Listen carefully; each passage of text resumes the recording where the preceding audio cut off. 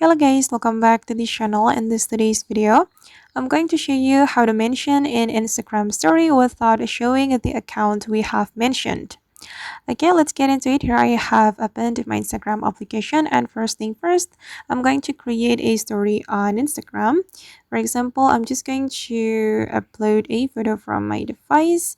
I'm going to upload this photo to my Instagram story, and then we can share the story by clicking on your story. Okay, and after the story has been added, we're going to mention someone in our Instagram story. Now the story is being uploaded, guys, and we have to wait until the story has been uploaded. Okay, now it's done, and we can click on this more option.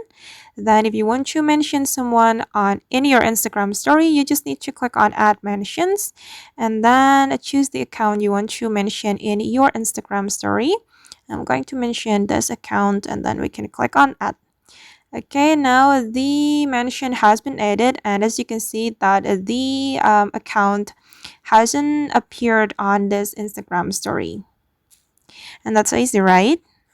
Okay guys, and that's how we can mention in Instagram story without a showing. I hope this video will be useful for you. Thank you so much for watching, and see you in the next video.